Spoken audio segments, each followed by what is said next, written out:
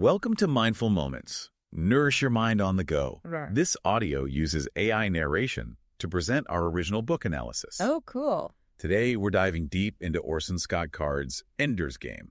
Oh, okay. It takes us on this journey through childhood, warfare, Yeah. the nature of empathy, all against the backdrop of an alien invasion. Right.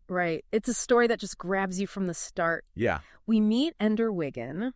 He's this brilliant, kind of troubled kid. Right. And he's recruited to battle school, the super intense training academy. Oh, wow. For future commanders in humanity's war against the buggers. The buggers, right? Yeah, this alien race that almost wiped us out before. Right, yeah. I mean, battle school, the setting is practically character itself. Oh, for sure. You've got the battle room, the zero-gravity arena. And the student armies engage in these incredibly realistic, space battles. Yeah, the battle room is designed to push these kids to their absolute limit. Oh, wow. It forces them to think strategically and make split-second decisions. Right. You know, Card has this line. The essence of training is to allow error without consequence. Yeah. But of course, the consequences in the real war, those are very, very real. Definitely, yeah. And at the heart of it all is Ender. He's not just gifted strategically. Right. He's deeply compassionate. Yep. It makes his journey so fascinating. Yeah, it's that internal struggle that makes the book so compelling. He's constantly grappling with the demands of warfare and his own inherent goodness.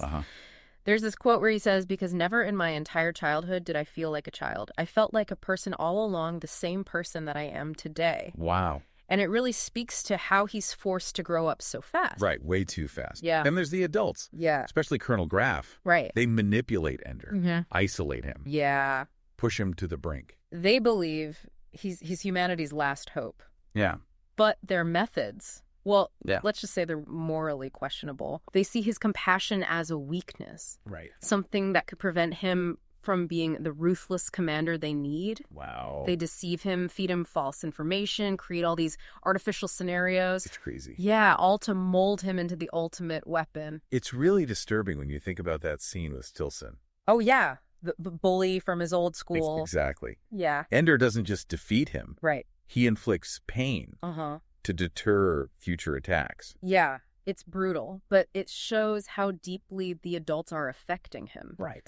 It's not just the training, but the psychological games, the fake messages from God, the pressure to win. Yeah. It all takes its toll. So we see this transformation, Yeah. this evolution from this bright kid to this hardened commander. Mm-hmm. What role do the other characters play in all this? Well, his relationships, especially with Eli, Bean, and Valentine, they offer him these glimpses of humanity. Oh. You know, amidst all the coldness and isolation of battle school, they show him there's still good out there, which he desperately needs. Yeah. And there's that part with the Giants drink game. Oh, yeah. It seems like more than just a game. Oh, absolutely. It's like a window into his subconscious, his fears, vulnerabilities. He has to make difficult choices, sacrifice his own people, even resort to trickery. Wow. It's almost like he's rehearsing for the real war without knowing it. Right. Card is really clever how he uses that to foreshadow Ender's fate. Yeah, he really is. Yeah. So then we get to the climax. Yeah, the final battle simulation. Right, where Ender thinks it's just another game, and he leads his fleet to victory, Right. obliterating the bugger homeworld. It's devastating when he realizes the truth, Yeah. the weight of it all, the destruction. It all crashes down on him. Yeah. Card writes, they weren't just points of light in the air, they were real ships that he had fought with, and real ships he had destroyed, and a real world that he had blasted into oblivion. It's heartbreaking. It is. He becomes the destroyer he was trained to defeat. And the story doesn't end there. No. He grapples with the guilt, tries to understand the civilization he wiped out. You're right. He finds a surviving bugger queen's cocoon. Okay. And through that, he starts to understand their minds, their culture. Wow. He realizes they weren't mindless monsters. It's like they were more like us than he thought. Exactly. There's that line from the Bugger Queen. Yeah. We are like you. The thought pressed into his mind.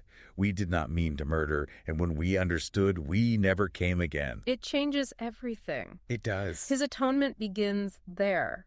So we have Ender dealing with all of this. Yeah. But his siblings are back on Earth. Right. Peter and Valentine. What happens with them? Well, it's interesting how Card plays with our expectations of Peter. Yeah. Initially, he's a potential threat. Right. Maybe even more ruthless than Ender. Yeah, but he becomes a voice of reason, this brilliant strategist, but now he's focused on peace. Yeah, and Valentine, she's Ender's confidant, his connection back to Earth. But she plays a bigger role too, right? Absolutely. She works with Peter to shape public opinion, guiding humanity towards a more peaceful future. Wow, so they're both working to rebuild. They create these online personas, Locke and Demosthenes. I remember that. To influence things, advocate for peace. That's a commentary on information in the media. Exactly, how it shapes things even during conflict. So Ender's trying to find atonement. Peter and Valentine are rebuilding the world. Yeah, it's what makes the book so thought-provoking. It highlights the complexities of war. Its impact on everything. It's more than just sci-fi. It's about humanity. It makes us question ourselves. Our capacity for violence, for empathy. Yeah, and that ending. Oh, yeah. Ender with all that weight on him and his understanding of the buggers. He goes to find them a new home. Such an act of atonement. It shows his compassion. Even after terrible mistakes, there's hope. Card reminds us that even in darkness, the human spirit endures. So much to unpack, right? It really is. Yeah. You know, it's amazing how a story about a kid fighting aliens can make you think so deeply about humanity and war and morality. It really gets you thinking. What stood out to you the most? I think that tension between like the individual and the collective. Ender's wrestling with his conscience, wants to redeem himself. Right. And then you've got the adults, the governments. Right, okay. This whole war machine just operating, disregarding individual suffering in the name of the greater good. It's like they forget about the human cost. Yeah. They just see Ender as this weapon. A tool to win. Yeah, not really getting the burden he's carrying. And that raises some big questions, doesn't it? It does. Like, what are we willing to sacrifice for security? Right. Can we manipulate a child? Even if it means saving everyone. Exactly. Those are the moral dilemmas Card throws at us. We have to be so careful not to lose our humanity. Even with the best intentions. Especially when facing these huge threats. It's so easy to forget. And that's where the ending hits so hard. Yeah. Ender chooses empathy. After everything he's been through, he tries to understand the enemy. Wants to atone. It's like a message of hope. Even in dark times, compassion can win out. It shows the power of individual choice. Yeah, even when it seems like everything's out of control. He shows that we always have a choice. At least in how we respond to things. And that's what makes this book so timeless. Ender's Game. Yeah. More than just sci-fi. It's a reflection of us. Our capacity for both cruelty and empathy. It makes you question your beliefs. The things we're told. The consequences of our choices. As individuals and as a whole society. So if you're looking for a book, that will challenge you, make you think. And maybe even change how you see the world. Pick up Ender's Game. You can find a link to buy it in the show notes. And subscribe to our channel. Yeah, we've got more deep dives into books like this. Books that spark these conversations. That make us think. Until next time. Keep those minds mindful. Absolutely.